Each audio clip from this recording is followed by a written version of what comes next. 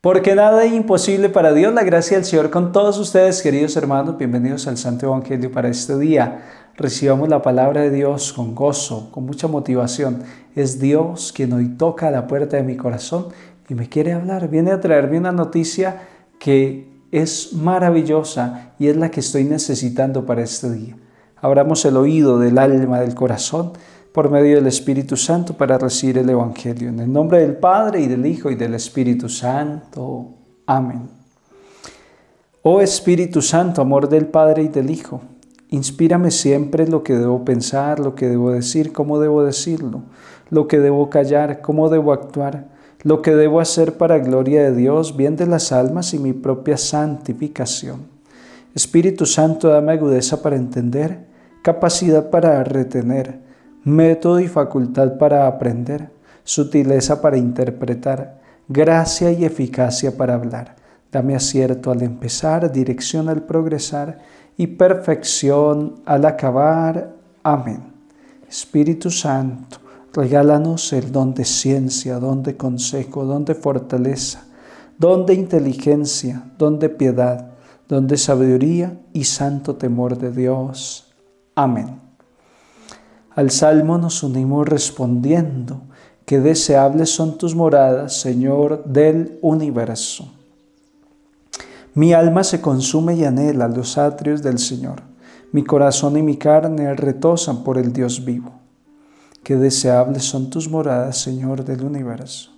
Hasta el gorrión ha encontrado una casa, la golondrina un nido donde colocar sus polluelos. Tus altares, Señor del universo, Rey mío, Dios mío.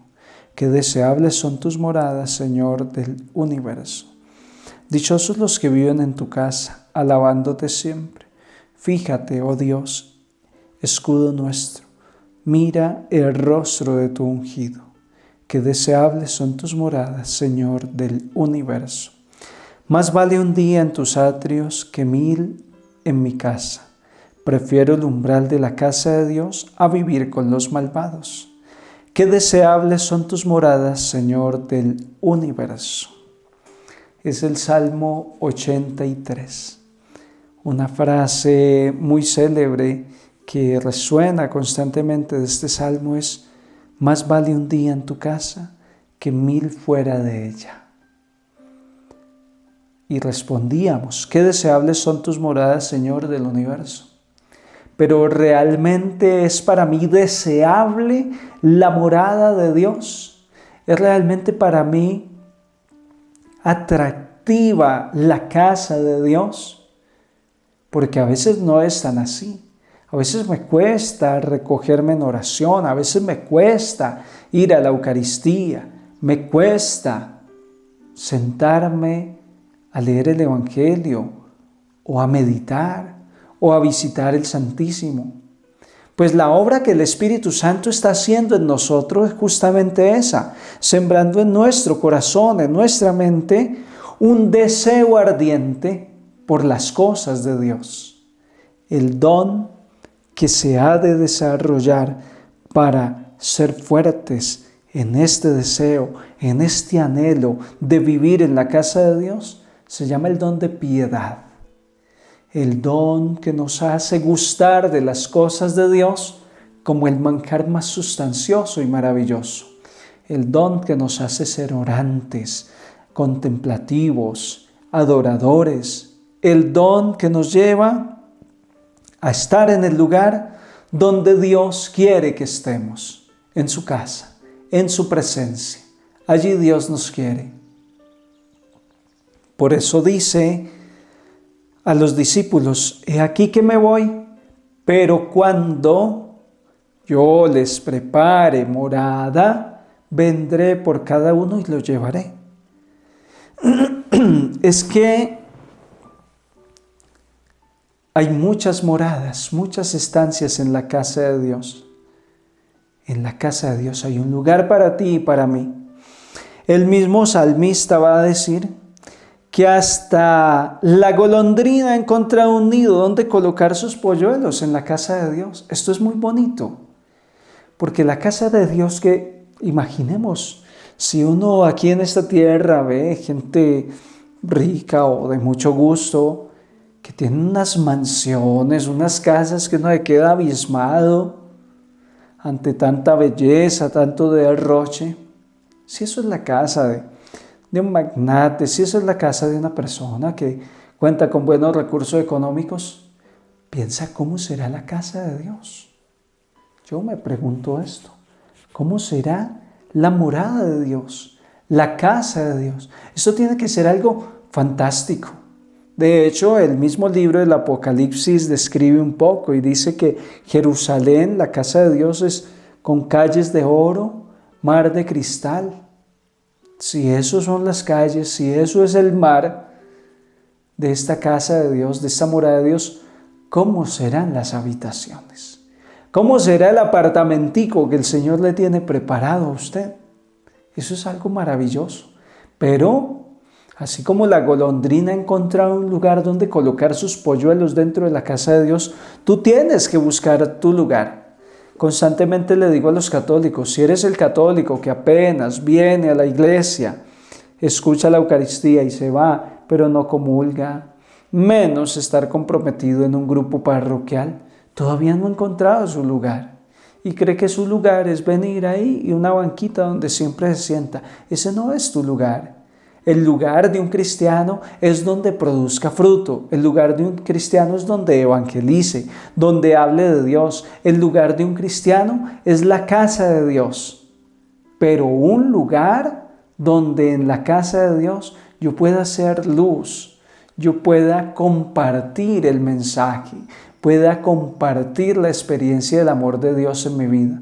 Por eso se hace muy necesario para ti que ya vas a la casa de Dios, que ya vas a misa los domingos, habla con el sacerdote, habla con un líder en tu parroquia y dile, yo tengo deseo de buscar un lugar donde servir. Voy a compartirles el Evangelio de Marcos en el capítulo 7, versículo 1 al 13.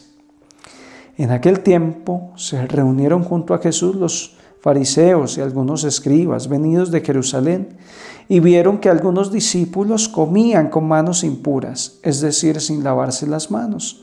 Pues los fariseos, como los demás judíos, no comen sin lavarse antes las manos, restregando bien y aferrándose a las tradiciones de sus mayores.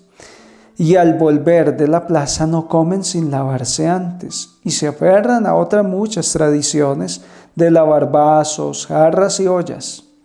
Y los fariseos y los escribas le preguntaron,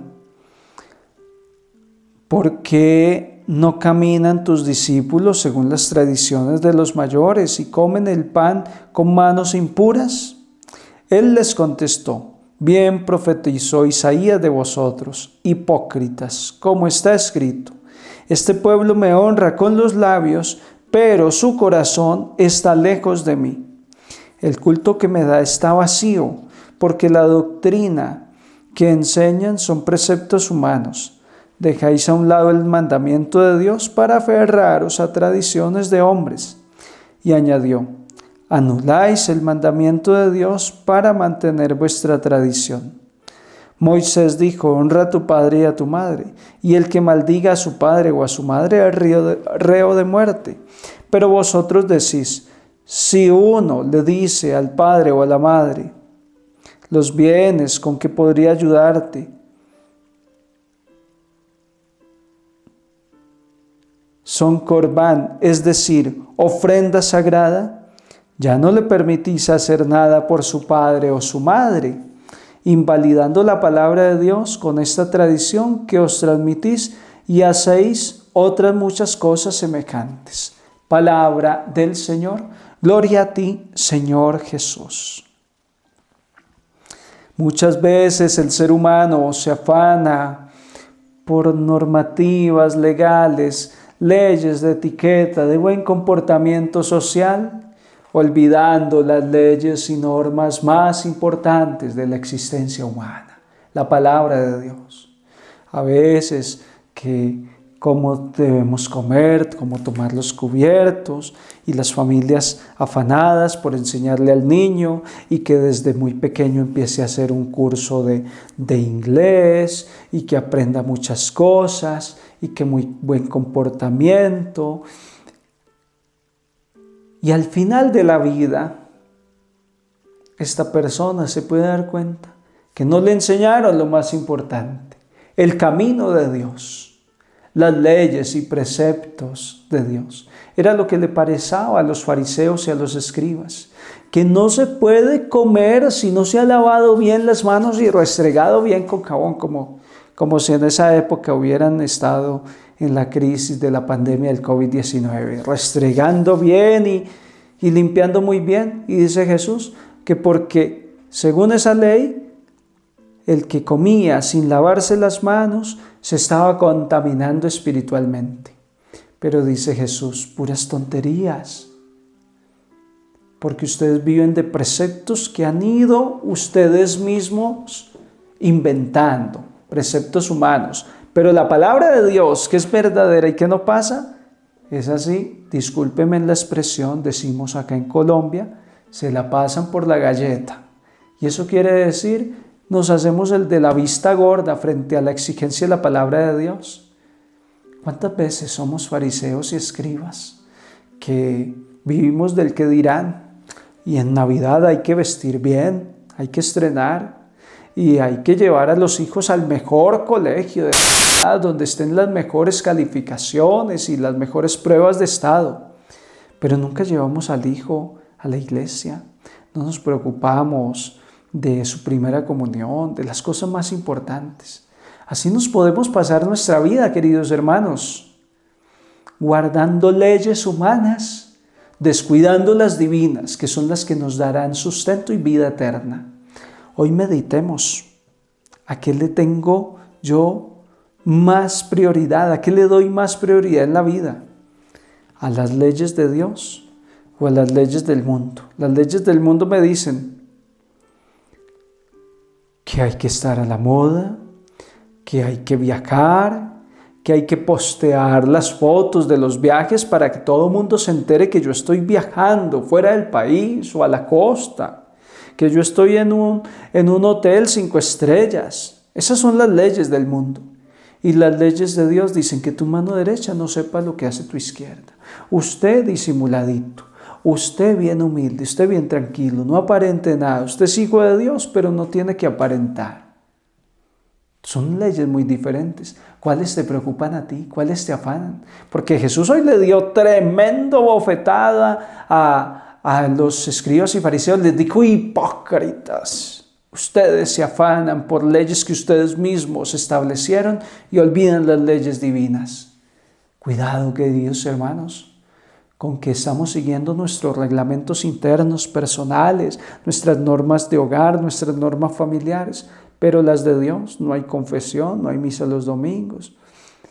Sería muy triste que tú observes leyes del mundo y no observes la ley de amar al prójimo como a ti mismo, no observes la ley de comulgar en las Eucaristías, de confesarte frecuentemente, no observes la ley de ir a misa todos los domingos. Eso sería muy triste.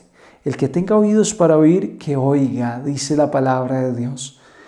Pues oigamos y recordemos que esta bendita palabra solo se oye, se escucha con el corazón. La gracia del Señor con todos ustedes, queridos hermanos, y les bendigo en el nombre del Padre, el Hijo y del Espíritu Santo. Un santo día en el Señor para todos.